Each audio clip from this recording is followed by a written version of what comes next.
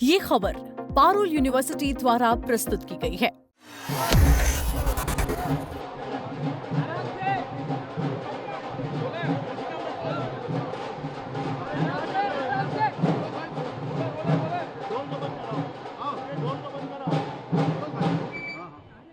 आराम से धक्का धुक्की मत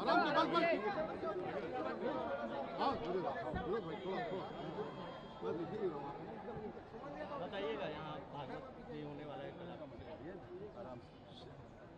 अपने शास्त्रों के माध्यम से युवा पीढ़ी को सनातन को जानने का जो प्रयास प्राप्त होता है, उसी प्रयास को हम आगे बढ़ा रहे हैं। चाहे भगवान श्री राम हो, चाहे भगवान श्री कृष्ण हो, उन सभी ने अपने गुरुजनों से पुराण और वेदों के प्रवचनों को सुना, ग्रंथों को समझा और उसके अनुसार पूरा जीवन जिया।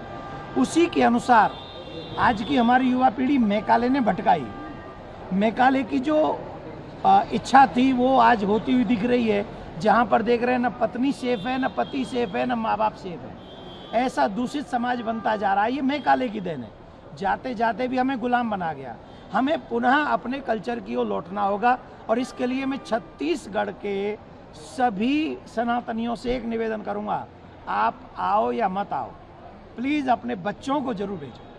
अपने बच्चों को जरूर भेजो, जिससे वो पता चल सके उन्हें कि सनातन क्या है, भारत क्या है और भारत की परंपराएं क्या हैं। जब तक वो हमारी परंपराओं को नहीं जानेंगे, तब तक वो अच्छा जीवन नहीं जिएंगे। सनातन सिखाता है हाउ टू लिव लाइफ, जीवन कैसे जीना चाहिए, हमारा सनातन सिखाता है। तो जितने भी युवा पीढ़ी मुझे सुन रही है, प्लीज़ 7 दिन आप आइए और अपने धर्म को और अपने जीवन को जीने की कला सीखें। राम मंदिर चंदा चोरी मामले में एक तस्वीर वायरल हो रही है जिसमें आपके परिवार के बच्चे हैं, तो ये बात बताई जा रहा है कि आप वंशवाद को बढ़ावा दे रहे हैं, बाकी जगह पर वंशवाद का विरोध होता है।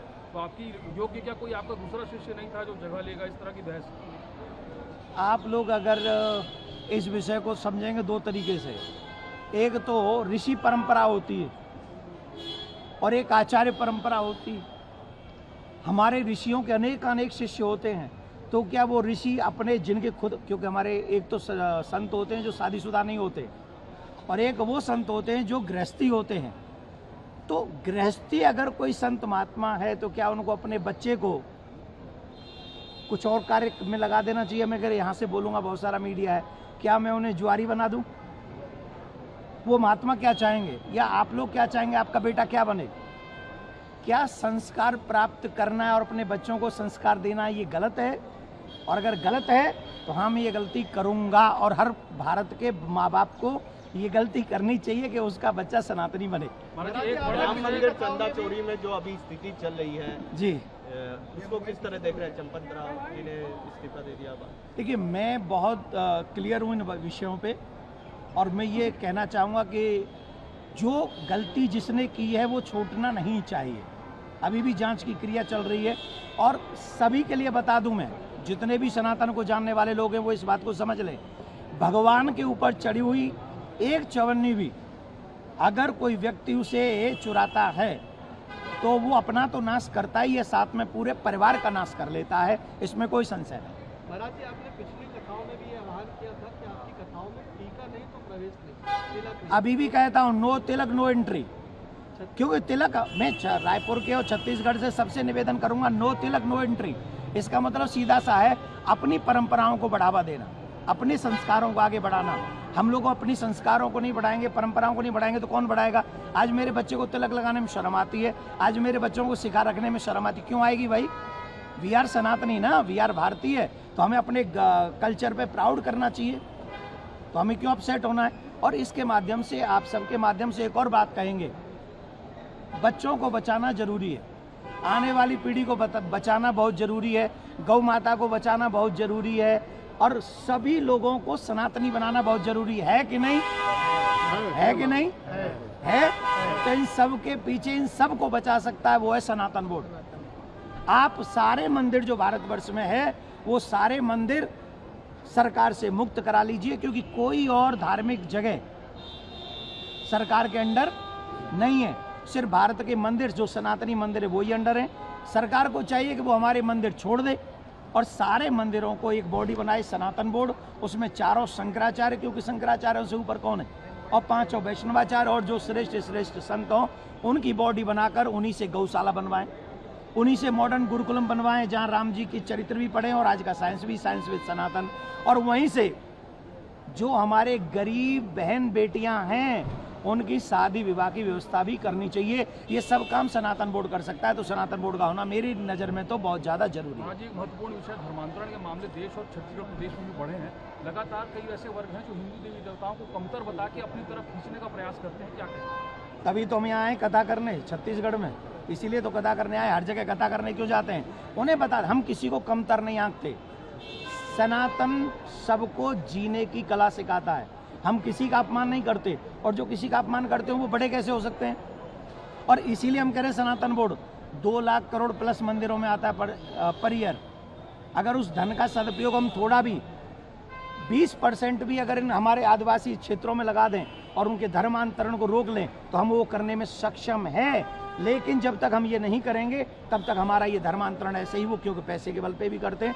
और मुझे आशा है सिर्फ नरेंद्र मोदी जी से, हमारे देश के यशस्वी प्रधानमंत्री जी से आशा है, जो आज तक नहीं हुआ, आज़ादी के बाद कोई प्रधानमंत्री नहीं कर सका कि मंदिरों को आज़ाद करके एक सनातन बोर्ड का गठन करे।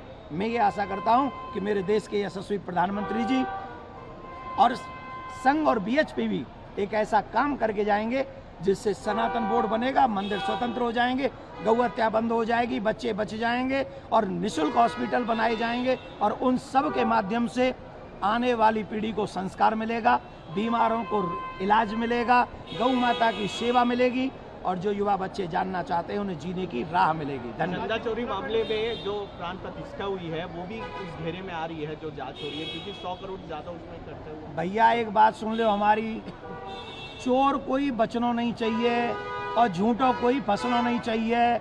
ईमानदारी से आप पत्रकारिता करो, जितने भी चोर हैं सबका नाम उजागर करो, और ईमानदारी से जज अपनी जजमेंट दें, वो सारे चोरों को अंदर कर दें। सियावर रामचंद्र की जय, सनातन धर्म की।